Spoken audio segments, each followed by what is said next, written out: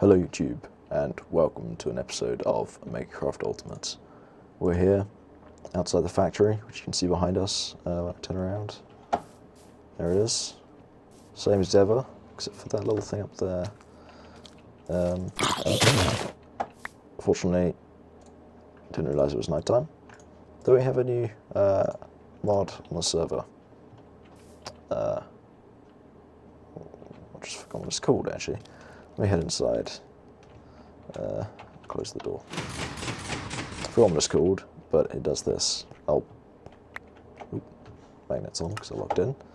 Actually, wait, why do I even have to worry about that? It's right here. My mod list. Hang on a second.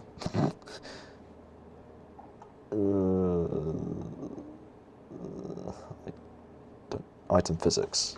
Item physic. Yeah. But it basically does cool things, so like that drops like that. And say, well, sword won't do anything different, but I have to break a block, which I'll do in a second. When it's daytime again. These goggles make it really hard to tell because I'm wearing these goggles, and they always have night vision enabled, and makes it really awkward to see. Just get away from all these monsters first. So like, I don't know. Over here? Yeah, that's good. So if I break the sand, see it drops really awesomely like that. That's pretty awesome. You may also noticed I've turned my sounds back on for you guys. I had them off because I was having trouble configuring them, but seeing as I haven't been recording anything for quite a while, I thought, you know what, put sound in as well. So the reason why I haven't been recording or uploading for a while, this will hopefully go out in a big chunk I'm going to do this week. Yeah, hopefully it will come out very soon. But I haven't been doing a while because I've been doing a lot of infrastructure stuff. So if you remember at the end of the last episode, I was making some wands from Buildcraft. I made a scepter and I nearly made a staff, but I had to stop there, so I'd make it the next time. So I've done that now. It's somewhere in my A system, which I'll talk to you about later. My FPS is down a bit, but hopefully it won't be too bad in the recording. I've got a lot more apiaries, as you see, and I've finally managed to get some of these gelid queens, which I went through. It wasn't really that long a process, it was just a bit of, it was Blizzy plus Icy. I already had Blizzy, and Icy is just Industrious plus Witchery. And Industrious is just Diligent plus Unweary, which are both, one's made of the other one, plus a cultivated, and a cultivated makes up, I think it's the Unweary one. Some of these animals are a bit loud. I might turn them down a bit. Friendly creatures down to 20. I haven't configured my sounds properly yet, but I've done a fair bit to it. So, yeah, Diligent is made up of cultivated and common, which I did in the Mutatron to make sure I got it. And I also got the Imperial bees, which are made of noble and majestic, and it's the same deal with them basically. So they give you these imperial ones are, I think there's one in here, yeah, imperial, and they give you royal jelly, which you need for a few things such as the production upgrade here. So as you see, this gelid queen provides a lot of cryothium for me. Over here I've got 4 apiaries, each of them have gelid princesses in them, so I'm getting quite a lot of cryothium. These ones don't produce anywhere near as much as the one in the industrial apiary, but it's still a lot in the long run, seeing as this stuff isn't used yet. Still got one of my blizzies left, no big deal. Really, I'll put some of these guys back through, and we'll get into the actual work today. Well, okay, maybe not work yet, because I'm just not sure what to do, because I've been doing a lot of sort of off-camera work, sort of setting up infrastructure, like those bees, which I know people don't like seeing bees that much, sort of just takes a while, and it's mainly off-camera stuff. Yeah, so as you see here, my controller is no longer here. I have completely rewired the AE system. So if we come over here, you'll see that we have a controller and another controller with these 4 signs along the top. There are P2P tunnels underneath these grass block covers, And I have an excavator, which is silk touch, so I got grass. Turn them into covers, put them along here. So there are P2P tunnels taking this thing, the channels over from this controller over to here and up to the upper levels. So the core is this stuff here, including storage, that which I've disabled. I don't remember when I set that up. Probably not on camera, but I did. This thing, I think, is new as well. It's just a whole load of Ignis extruders which I made. And they feed into this condenser here, which makes singularities. And when I get 256,000 cobblestone in here, it makes a singularity for anyone who's interested. These Ignis extruders are quite cheap, so it's not bad. And they produce an infinite amount of cobblestone, which is water and lava. So you do get quite a lot out of it. Crafting is this stuff over here, which I'll expand a little bit. Adding in this induction smelter. Sorry about this machine, so they are a bit loud sometimes. I'll turn them down, but they require config setting for that later. So I got an induction smelter, which you may notice is resonant. Yeah, I spent a while making recipes for things. Yeah, so Endurium, so I can make Endurium ingots, which you need to make a resonant one of these. Electrum and Invar. And then over here is a little setup that basically you put in, this thing requires a bucket and 4 ender pearls, and I've whitelisted buckets in here and blacklisted buckets here. So buckets are pulled out of the chest, they have to go this way into here. The ender pearls will go this way, and then the ender pearls will get melted down into resonant ender, which is put in a bucket in the fluid transposer, and then is sucked out the back here. The same is true of the stabilized redstone, except it sends a block of redstone and a piece of redstone in here. Over here we have the crystal growth chamber back. AE2 stuff was updated to the RV2 beta of Energistics, so that now works. And I have a second row of these molecular assemblers now, so more recipes for me. And I'm almost out of channels in this 32-bit. I think I've only got 2 more, and they're going to go for those machines at the end there. I'm going to add 2 more machines to it. Not sure what they'll be. But I won't have a problem with channels because I've got this massive controller. So I'll probably have some more P2Ps coming over here and adding some more crafting stuff on this side of the room. I'm sort of flying around sort of moving my head around a load just to sort of exaggerate this entire area here. Crafting CPU is obviously this thing here. It's actually plugged into this pattern terminal and crafting terminal here. It goes underground down here using the hollow covers that are made of grass.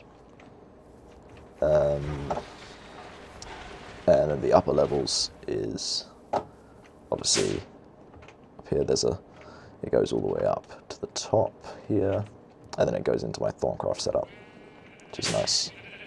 It took a while to set up because Whaler doesn't tell me the amount of channels anymore, which is actually really frustrating. I may have done this on camera. I may have already shown you the eyes this, but this is automated Alimentum. Yeah. Okay. So what it does is it has this chest, which will contain charcoal, coal, and cobblestone. The coal is sent here, where it's using these invisible cable cluster things, where it's cooked up into Ignis and Potentia. It goes into this alchemical construct, and when this thing is fitted with 3 Ignis, 3 Pedito, and 3 Potentia, it will produce Alimentum. This actually produces 2 at a time, I think. Yeah, 2 Alimentum at a time, otherwise it won't work properly. This isn't actually an ME controller, that's an advanced cable cluster I made to look like an ME controller, so this didn't look like it was just floating there. There's a fire apparently. This one burns up the cobblestone, which contains both Terra and Pedito. Pedito is filtered out. Terra is put into this void jar where it is destroyed, effectively. Otherwise it would overflow. And then Alimentum pops out the front into this ender chest, which takes it in. And I made a focal manipulator, but I can't use that yet because I need a energized aura node. And I haven't done anything with that yet, but I'm going to in the future, possibly. I can't see a disadvantage of doing it, and I have a cool idea that I've been testing in my single player world, making an aura node. It's using basically a hungry node, and you just feed it crafting tables, and it will break it down into all the primal aspects, basically. And then you can get up to like, I think I want like 100,000 of each aspect in there, which you can do, I found out. And then you energize it, and basically when you energize the node, it turns it into something called CentiVs, which is like a power system. So it's like it's like a generator of that much. It will generate that much power per tick, or something like that. And basically what happens is, to get CentiVs from normal Vs, it square roots the amount of V inside the node. So 10,000. Is 10,000? No, it's 100. It is 100,000. No, it is 10,000. No, I'm being silly. 10,000 is the 100 squared, so it's gonna be 100 per tick. So it would instantly fill up my silverwood wand in one go, basically. And as you see, I've set up a digital miner here, which has 9 speed upgrades in it, or I think it's 8 actually. Which brings me on to part 2. We now have more Ultimate Hybrid solar panels, which I made a few more of while I was thinking, you know, we need more power for all this stuff. So we have one there, and one there, and then that feeds into a dimensional transceiver, which powers the digital miner. I have just noticed this. Hadn't covered the outside of this properly. Cable. So, as you probably tell, I've just been doing lots of sort of boring stuff. It's just sort of been preparing everything for something else. Just getting things to a decent standard of sorts. Yeah. So I'll be back in a second, because I need to decide what I'm doing this episode. Now I've done the intro. There's no point just doing nothing, because this is a long intro and it's taken, what, like 12 minutes? So 12 and a half minutes. I might as well get something done. Won't take very long, hopefully. We'll see. So I'll see you guys in a second. Okay guys, we are back. Right.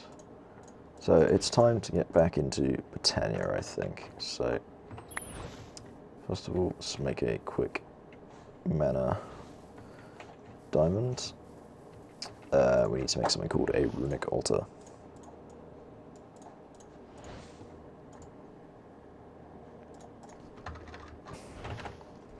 I think they're called a mana distributor, I'm pretty sure. Yeah, mana distributor. So 2 of these.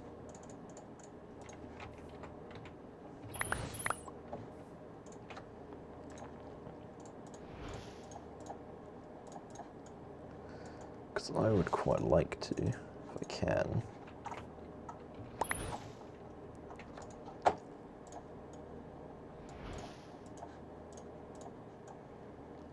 If that's a thing.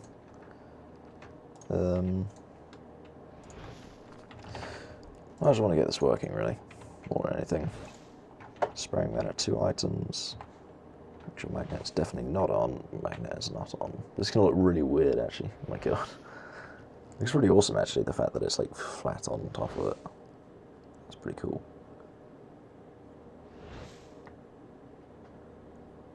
Yeah, it's pretty awesome. So we're going to hopefully fill up 2 mana batteries with this, basically. They're a store of mana. We probably won't fully fill up the second one, but we'll have a fair amount. The reason why this is burning such a while is because I put down an Eternalist fuel block, and that's from Project E. God.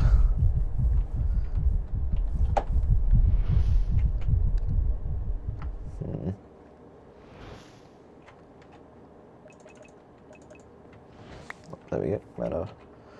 Mana tablet is full. Second mana tablet now be placed on top, and that should fill up soon as well. I'll be back in a second when this is filled. Okay, it is filled. So mana distributor there. I'm probably going to pop the mana pool down here, I think, just because Let's see. Sorry, mana 2 items. Is that how you do it?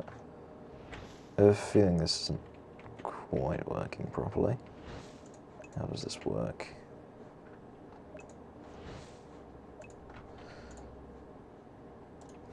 Do I need a lever? I have a lot of levers. Must be sad. I don't know how the mana distributor works. Whatever. We don't need it for now, I guess.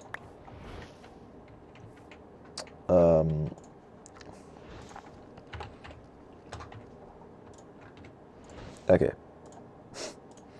That was pointless, basically. Like, entire thing I just did there was completely pointless then. Right. Let's make another mana spreader then. The way around, so mana spreader goes down to there, and then this one goes to the runic altar that I just made. This thing is important because it's used for crafting. In Botania, there's a special type of crafting that's available. If I show you, the thing I'm going for at the moment is called the Sojourner's Sash. It's here. It's basically makes you run faster and jump higher. It requires a Rune of the Earth and Rune of Air. And a Rune of the Earth requires 3 mana steel ingots, mushroom, block of coal, and stone on top of runic altar. So let's see. Got a mushroom. Block of coal. I think I thought I had to craft these. I did. Start. Stone. Got a lot of stone. So to craft using the runic altar, you simply drop the items onto it, and it will work like that, basically. So. And then you need to shift right click with your wand of the forest, and it will start crafting it. And you see there's a little timer on it now. That's new, I didn't know that happened, but it is now a thing. It shows you what you're going to make with that, and it shows you the progress on it, basically. And then if I grab a living rock, because you need this to finish it off. So now it's done. What you do is you throw a piece of living rock on the top, shift right click, and you get yourselves your runes. Rune of the Earth. Right, let me just step away from that because it's a bit loud for me. I don't know how loud it is for you. This requires carpet, feather, string, and mana steel. Let's see, wool.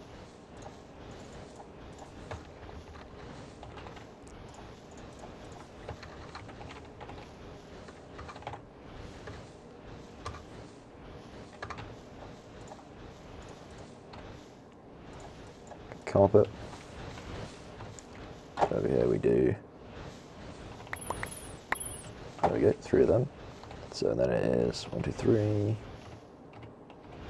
There we go, rune of air.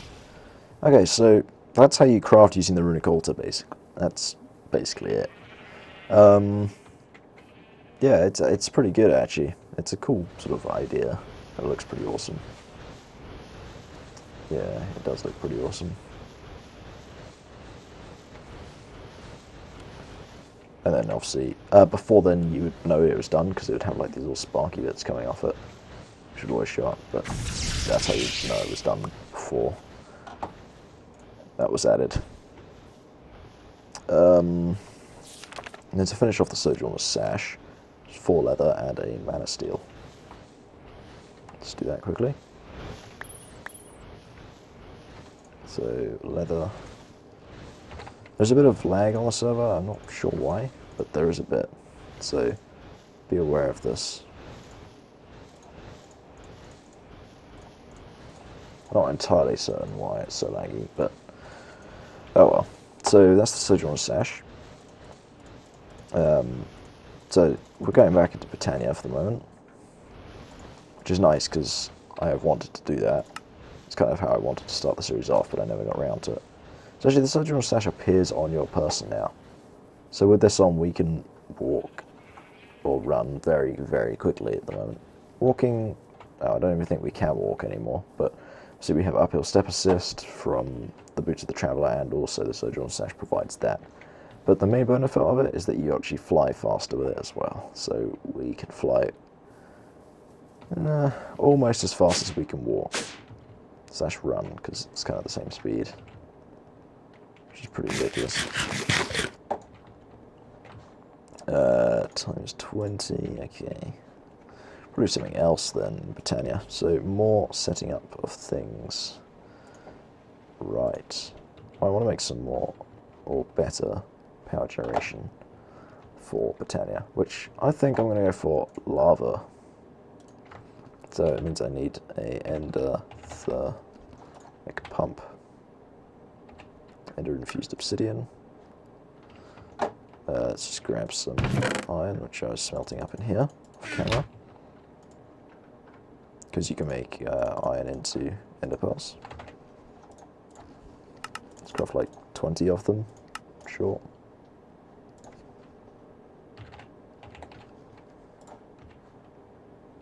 Let's try this again. Ready? The lag is annoying with NEI because it's like, you think you've shift clicked, but you actually haven't.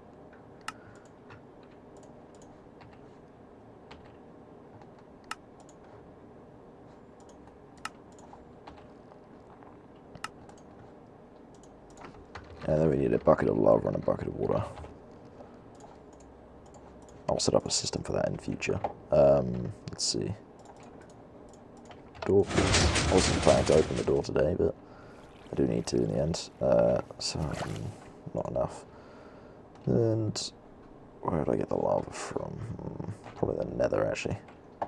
Luckily, I can just teleport this. Wow, night vision is weird in the nether, has to be said. You bastard. Right, another bucket of lava, thank you. Back to base.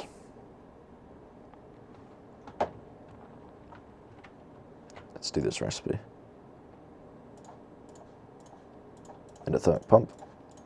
And now the next part is... I don't see anything behind me.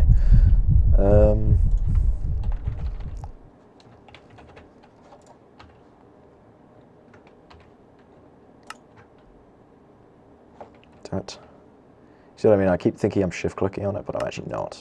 It's really frustrating. Because it takes a while for it to update to say, oh look, you need to shift click. I'm going to make a third one of these so I can have one up on the upper floor. So I don't have to like go and pick it up as such. Right, and to power it, I'm going to grab a magmatic dynamo. Should be easy, just a bit of invol, really.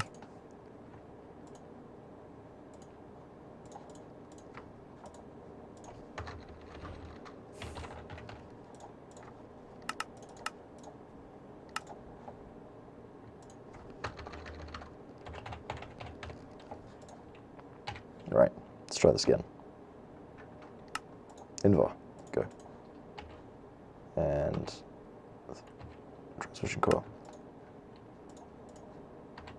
I really do need to find the source of the lag. I'll do that at some point.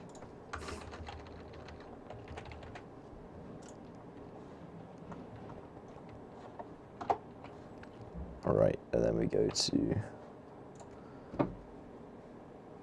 Push at the end of the... Well, probably do need some fluid conduits just to give it that little bit there. End of fluid conduit, can I make them? Probably. I can. Right, to the nether, away. A chunk load, not a big deal. As long as it's all in the same... Wow, gee, don't think it even matters if it's all in the same chunk or not. Fire bats. Damn you. I'm not sure what happened there. I was really confused. That's not where I want that at all.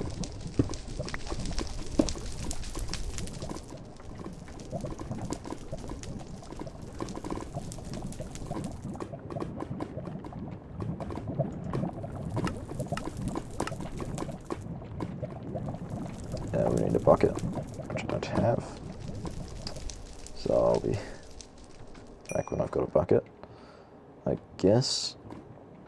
Yeah. Right, I'll be back in a second, guys. I need to get a bucket. Right, got the bucket. Episode's nearly over, but luckily we will have finished this episode by getting ourselves some lava. Yeah. There we go. That is now on, and now we can return to my base. Pop down the lava tanks. One here. And one on the nature floor by my Botania stuff. So next episode I'm going to set up some power by lava using these not endo flames. There's another flower that is powered by lava source blocks. And I've got a nice sort of idea of way in which I can do that. So I hope you guys enjoyed this episode of Minecraft. We did spend a while doing some pointless stuff, but we're pretty much finished. I'll see you guys